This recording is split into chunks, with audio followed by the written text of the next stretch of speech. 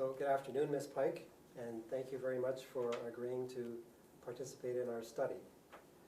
I'm doing an interview with Sue Pike. I interviewed you already. Are you a native of Ottawa, a native of Canada? Well, I was born in Toronto, okay. and came here when I was in 1968 with my husband and so three you were children. A young woman. Yeah. And did you pursue your education in the Ottawa area, or? No, I had my lower schooling in Toronto, and then went to Queen's University. Oh, okay. And then we went to Montreal for a bit, and back to Toronto, and then here. My husband was part of a group of colleagues who were starting a computer company in Ottawa in 1968. So you settled in Ottawa? Yes, okay. yes. Great. So let me begin by asking you what would have motivated you to provide some attention to the whole issue of the Southeast Asian situation back in, it would have been around the mid-70s to mid-80s. Mm-hmm. What was your interest in getting involved with that? Well, I don't know at what point the pictures or the videos started coming on TV. It wasn't as early, I don't think, as 75, but these videos of creaky old ships way overloaded with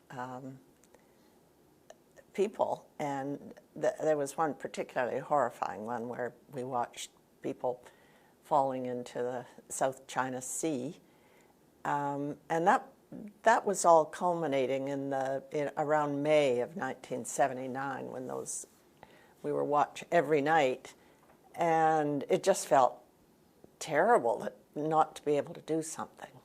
And I and my family had gone away for 4 or 5 days for around the 24th of May weekend. No TV, we were at a cottage, and came home to a phone call. I was barely in the door, I remember, and Eleanor Ryan called me, and I think she's part of your interview, called me and said, do you want to be part of a movement to help bring these refugees? I guess maybe we had talked once before about, what could we do. And so I met with Eleanor, I think, and then, but the first big meeting was the Lansdowne, and that was early in June, so it was just a week or so after talking to her, and at that point I had decided to take on some role if I could, but we had thought that this would be a couple of hundred people, maybe at most. We were hoping, and of course the 2,000 or so people turned up, and very quickly we broke into groups of interest, and mine was sponsorship. I wanted to hear more about how groups of neighbors and students even, and colleagues at work could sponsor. And we had someone tell us how that would work. I can't remember what it's called now, but and they asked for someone to chair it, and I agreed to do that if I could have a co-chair, who was Norm Gowdy, and he agreed to do that. But but as Norm actually had a full-time job, and I was between jobs at that point, I was the one who went to the office and actually began that process. Okay. Yeah. And could you talk about the role that Marion Dewar would have played in the development of Project Pike? Well, she was very instrumental. She was the one who was really making this happen. And she spoke at this big meeting and encouraged us all. I think she may have been the one who said, if you're interested in sponsorship, go over here. And other groups were finance and health and all sorts of people. So we all just sort of split into smaller groups, and but she had a huge role. She was the one. The story I heard that I think she told was that she went to the federal government and said, "What are we going to do about this?" And the minister said, "Well, we're taking a certain number." It was quite a small number, and she said, "Well, we'll take half." And that was 4,000. So it must have been 8,000 that he said. And she said, "We'll take half. What will you do for the rest of the country?" And so, boom, in this quite small city, actually, in 1979, I don't know what the population was, but that was going to be a big influx of new people. And so that was part of my job, was to find sponsors for 4,000 people. Actually, that's not quite true. We had to, the government would sponsor some of those, and we would sponsor some as well. And that was it. So Marion Dewar really was the initiator. Yes. Of and the she whole continued to be the cheerleader and the prompter and yeah. And it was my understanding that she had brought together a lot of leaders in the community. Yes, yes. To support the initiative. That's right. Okay. So once the project got going, did you play a role in the project, and what would your responsibilities have been at that point? My responsibility was finding, I should say, matching groups of people up to become private sponsors. Okay. So we held meetings in community centers, and I can remember a high school auditorium, and just the Ottawa Citizen played a huge role in this. They were doing articles about this every day and encouraging people, and they would announce that there was a meeting at the Glebe Community Center on May the 20th, or no, whatever it was. And anyone in the Glebe neighborhood, and it was very much around neighborhoods and churches and very grassroots kind of community movement. And I remember that meeting in particular because the Glebe Community Center is really quite large, but it was packed. We were having trouble getting people chairs, and they were sitting on the floor and whatnot. And then we just did a rough kind of grouping together. Everybody from Renfrew Avenue, move over here, and everybody from 2nd Avenue between this block and this block. And it worked out. These were mostly just neighbors, really. They may not have known one another very well. Some had just moved in to the neighborhood and signed up. So it was a big commitment to tell people that you would look after a family for 12 months. Yeah. That was a big commitment. Right, and also to raise the funding. Yeah. To be able to support the initiative. They had to commit a certain amount of money, each one, and you were trusting that the guy who lived 2 doors down the street was going to do his part, and they did. We never had a default or anything. Every group did their job for a full year. Oh, it was a big commitment. So would you have been part of, I don't know if there was a management committee for Project 4000. Were you a member of the management committee or executive? Or? I wasn't initially. I was just doing a job, and I was reporting to them. Eventually, I was on the board. Okay. But at that time, that was all I could do. I was a volunteer, and I had 3 little kids, and the only thing I could do was just try to get these groups together.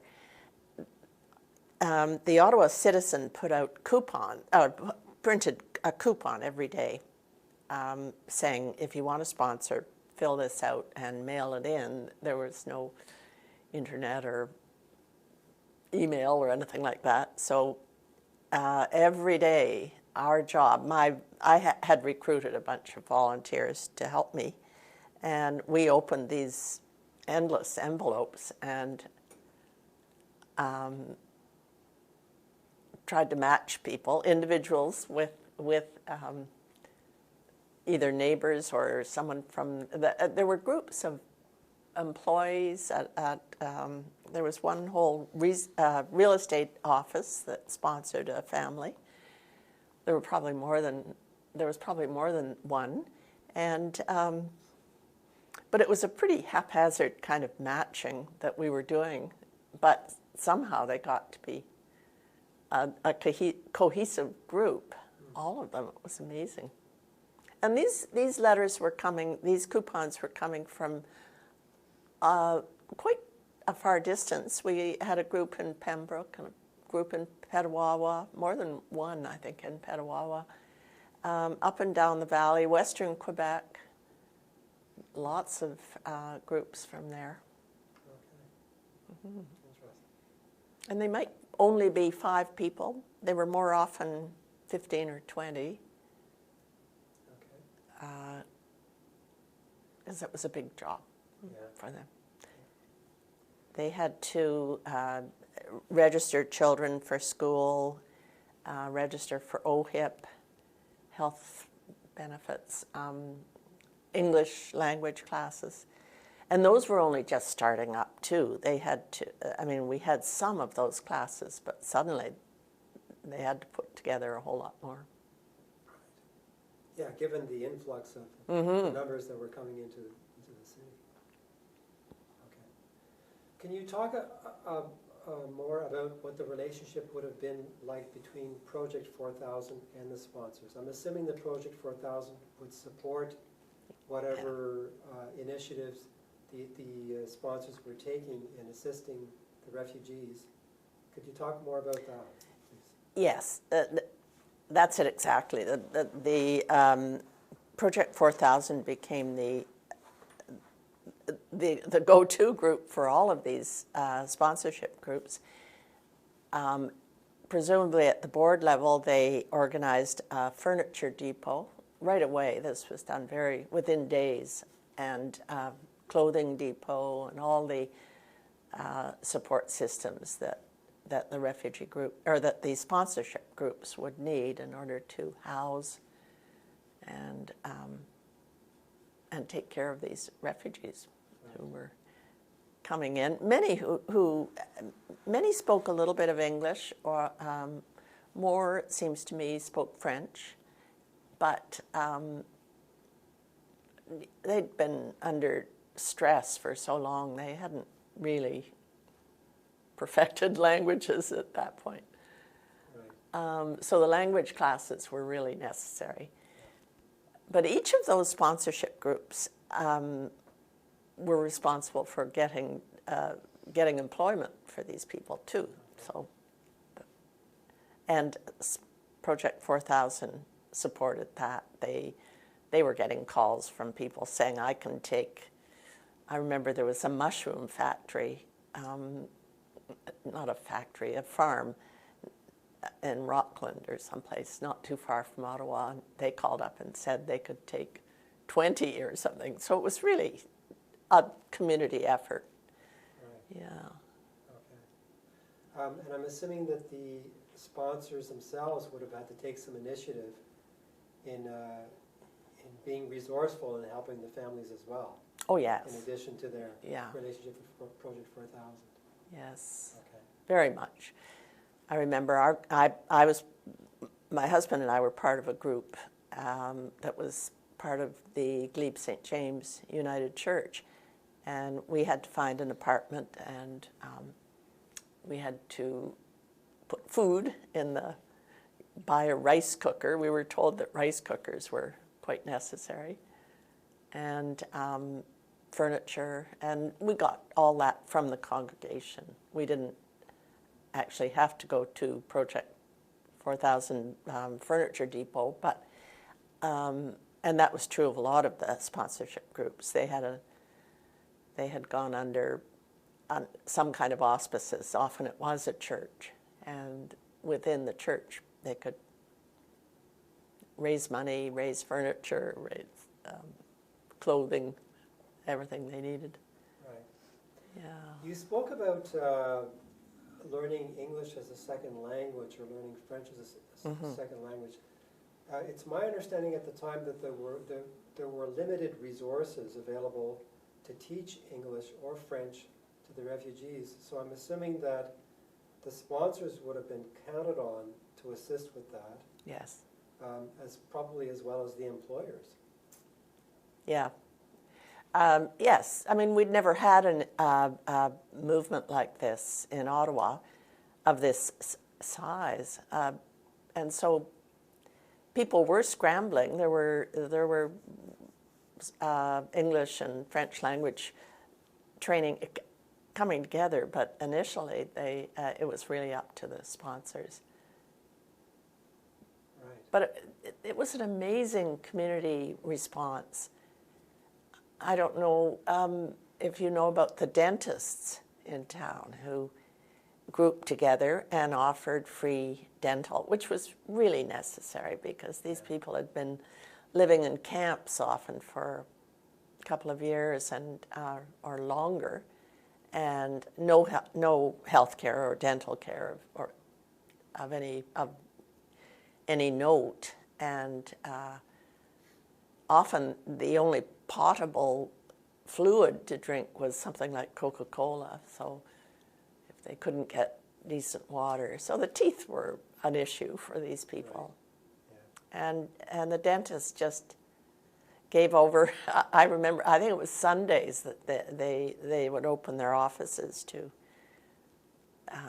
groups. And it was quite a large group of dentists. There was one dentist in town who organized it and roped in all his colleagues, and it was great. Great, good, thanks. Can you talk about what the relationship would have been like between the Project 4000 and the federal government? I can't really. Oh. I wasn't on the management team at that time. Okay. I was just doing my job, which took up every moment. I do assume that there would have been a relationship between them. Obviously, Project 4000 would have needed some federal support. Yes. In terms of funding, probably, and in terms of resources as well. Mm-hmm. So, okay. But that was done at a different level from me.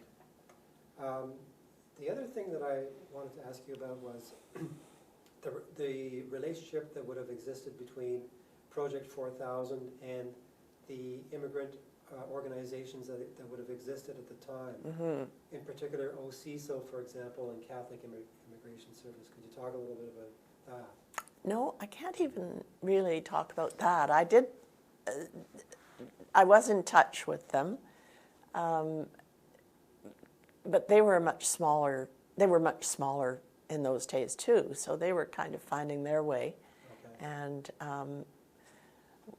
trying to get funding to hire more people. So I think we were all kind of scrambling. But I think the main liaison there would have been at the board level or the management level. Right. And my sense was that at the time, the project was relying a lot on volunteers. Yes, I was a volunteer. My volunteer. We had a huge room. I don't know if you know, probably, that one of the corporations, it might have been Campo, one of the real estate corporations, Campo, I think, gave us a building that was empty at the time. It was at Gloucester and Kent. And so we had a huge amount of office space, and there was one big room in particular with that was just sponsorship and desks and phones and all volunteers just responding to calls. And in other rooms there were other things happening, but I was so frantic in in that one room, I don't know what was going on in the health and the education and all the other places that were also responding to people's. People were just calling up wanting to help in some way, and so we had to find the best way to place them as volunteers too. We had a large number of volunteers working the clothing depot. That was a big job, and furniture, and that was almost all volunteers. I think it was volunteers, yeah. Do you recall, given that you had worked assisting with the sponsorships, do you recall the involvement of some of the sponsoring organizations, for example, the role of the church, the role of service clubs or private groups? Can you talk a little bit about that? Well, part of this private sponsorship was that groups like the Mennonite Committee and the United Church of Canada and the Catholic Church agreed to be an umbrella group for, and so the smaller sponsorship groups, each one that took a family, would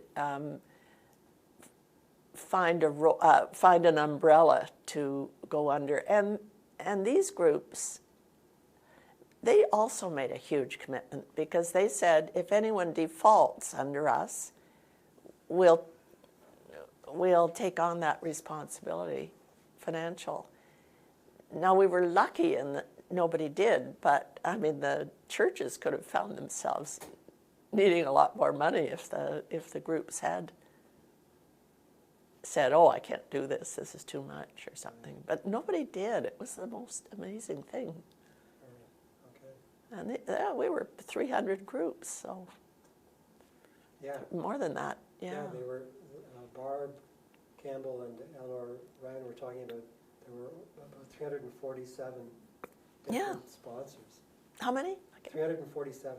Yeah. At the time. So you would have thought one at least would say, that's too much, can't do it anymore, but they didn't. Somehow I'm sure people had to drop out. I do remember that, but they'd bring somebody else in too. There was great goodwill towards this project. So there were occasional. I got occasional calls from people saying, "Well, what about our own people?" And but that happens everywhere. Can you share experiences of supporting sponsors that would have assisted refugees? Do you recall dealing with some sponsors, and what types of information they would have shared with you, or did they talk to you about their experiences in assisting the refugees? Well, I remember there was one group from Western Quebec, and two of the women in that group came to see me. They came actually to my house to talk to me, and they were having trouble communicating. It was a Cambodian family, and there was no English, no French, really, at that early days. And they had put cream of wheat in the cupboard, and they said, "These people don't eat cream of wheat." We're wondering what else. Anyway, we did have some fun talking about that. I think what was happening was the refugees were cooking fish in the morning, and they weren't sure that was acceptable. So it was, but everybody kind of figured it out. There were lots of fun stories, and lots of sort of self-deprecating stories about expectations that the group from, say, Kanata had about their group, and it ended up being quite different from what they expected. They had to learn something about the culture of the individuals they were assisting. And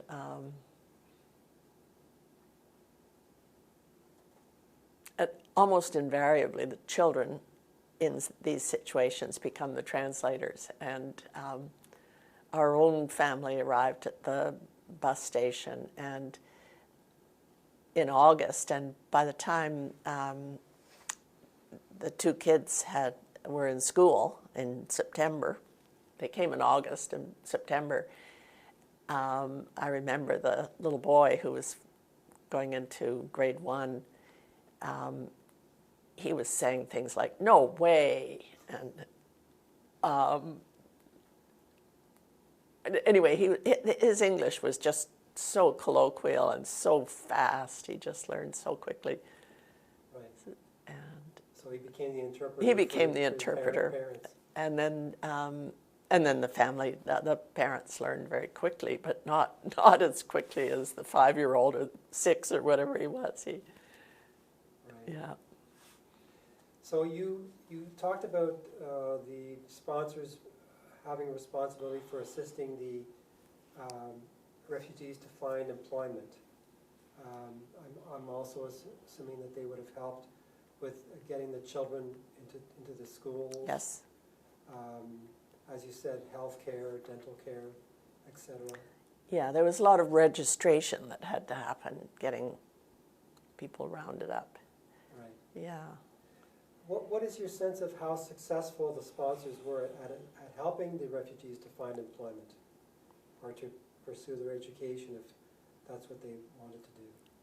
Well, it was a combination of people wanting to offer employment of employees wanting to offer employment, and the groups finding that. So there was a lot of sort of help going on between groups, and we would hear from people in our sponsorship office. We would hear from offices, or I remember Computel was a company in town, and they kept finding jobs in the computer business, and it might start off as simply a tape exchanger. In the old days of computers, there was lots of tapes and punch cards and things like that, and they needed people to move that stuff around. And our own refugee family, he got a job doing that to begin with, and then pretty quickly rose through the ranks, and I think he ended up as a manager. But that was how he started, was changing these huge computer tapes from one spool to another. And you provided support yourself. You sponsored a family with. I was part of a sponsor group. Yes. Could you talk about that experience? What that was like? Well, as I say, we arrived at the bus station to greet the family, and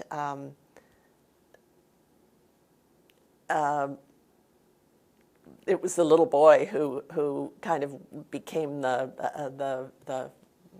parents were a bit shy. They didn't have any language, any English or French.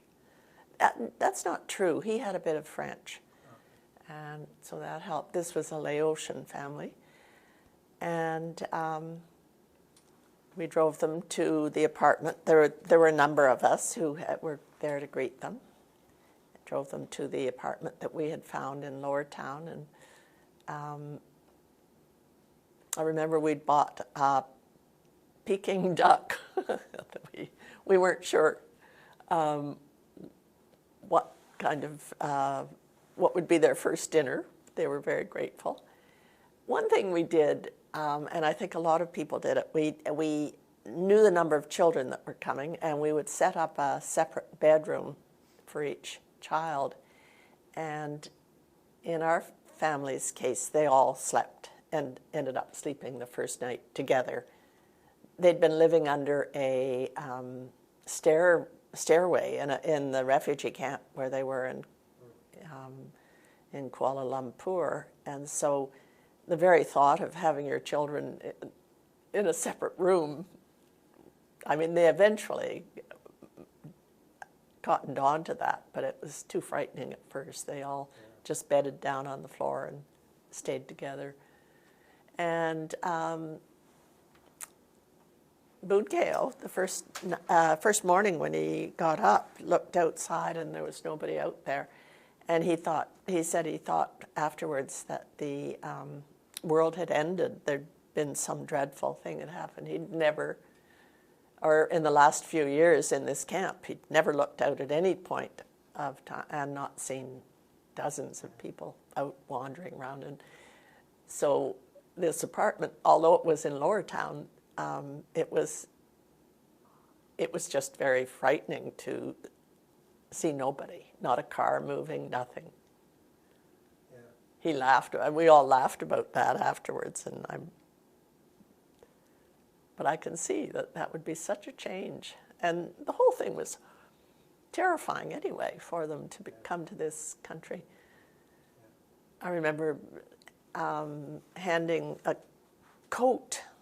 A winter coat. This was August, and to the wife in our family, Ko, and she just laughed. She could not imagine anybody wearing this big, heavy, I think it was a sheepskin coat. They learned to do that, and she said after. During that first winter, she said she had to learn how to walk in Ottawa in the ice because she just kept falling down. And you realize that when you're used to Ottawa, you develop this kind of duck walk on the ice. But she laughed about that too. So when you were supporting this family, was it on a daily basis? Was there always somebody available to them every day? No, not. Initially, somebody, one of our group, took them off to register the children for school. Right. And somebody else, a doctor who was part of our group, got them registered for health care. And so those were the initial things. And then but we were available on the phone, and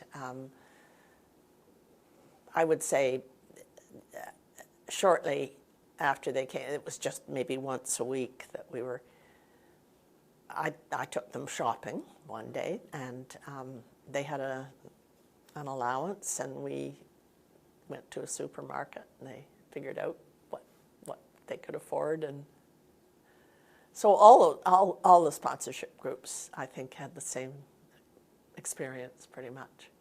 Right. Okay, so let me ask you, what do you think the legacy is of Project 4000? What could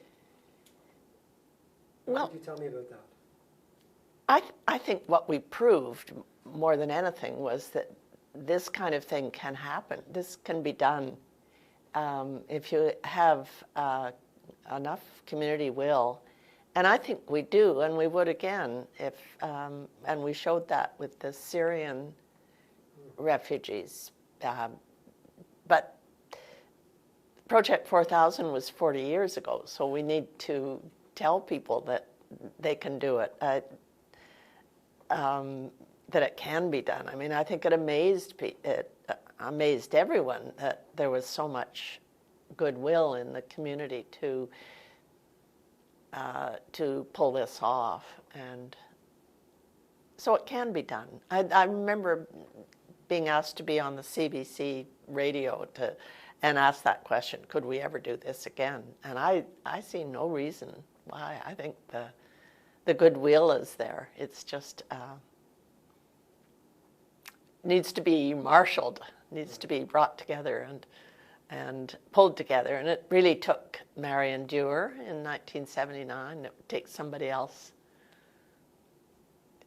in 2019 or 2020. Yeah, it took Marion Dewar's leadership to initiate the project, and then the support of all the individuals that she would have gathered together to have it carry on. Yeah. So she was both the instigator, but she was also, I mean, the fact that she went to the Minister of Immigration and said, well, we'll take half of what you've got, you better bump that number up.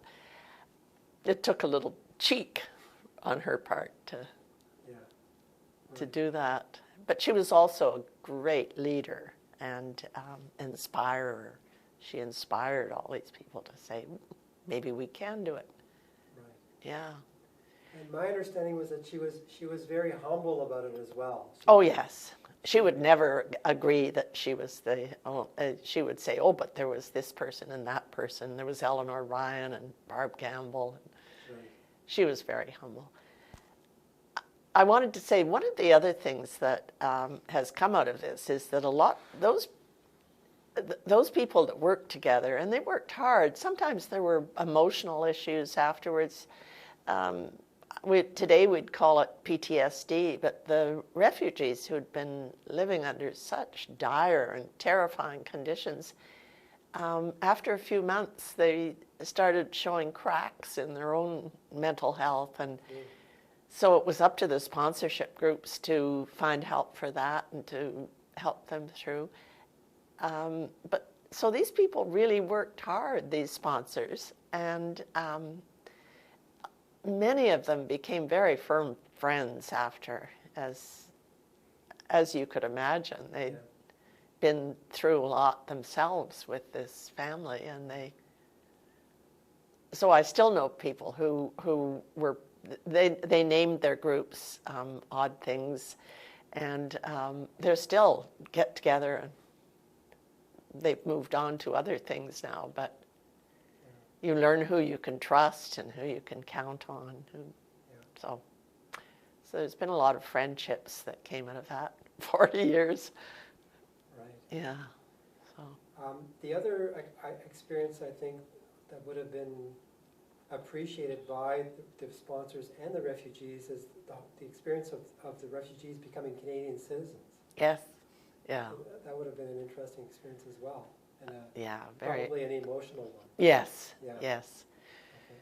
We went to the ceremony with our own family, and all four got their citizenship. They had a third child after they were here, and so he already was a Canadian citizen, and they said they just had to be like Adam. Yeah, so that was important. And these kids, so many of these kids have gone on to become our doctors, our lawyers, and entrepreneurs. And in our own family, we have an RCMP officer and someone who works at immigration, and an architect. In the family that you The family that we sponsored, oh, yes. Wow. Yeah. So in time then, both spouses would have found employment? These were the children who arrived when okay, they were right.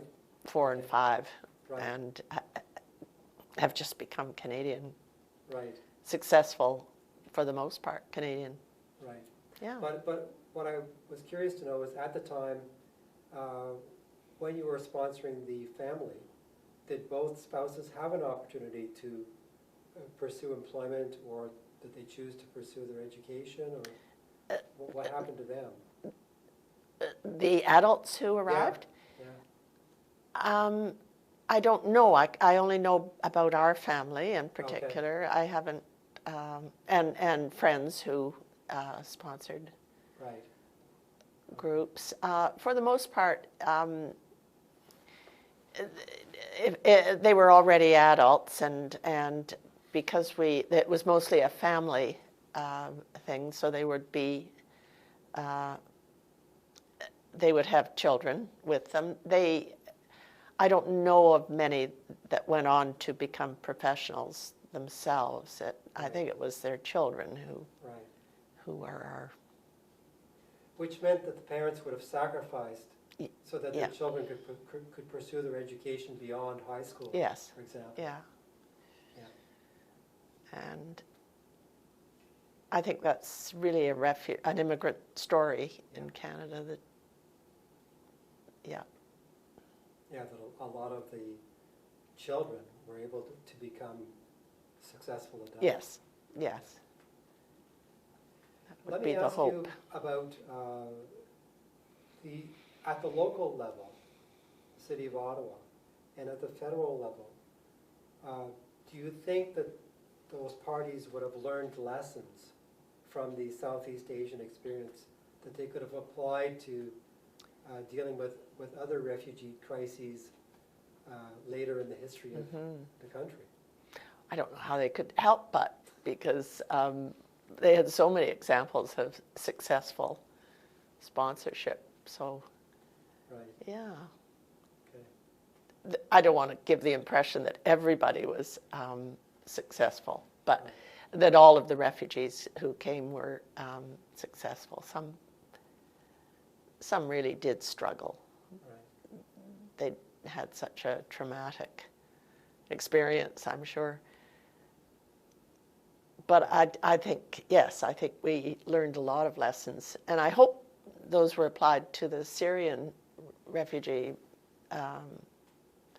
situation. That we had a number of sponsors there, which didn't all end up being Syrians, of course, but there were all sorts of families from Africa and whatnot that came in. Right. Yeah. Okay. Is there anything else that you can think of that you'd like to share with us about that experience? No, I think that's it.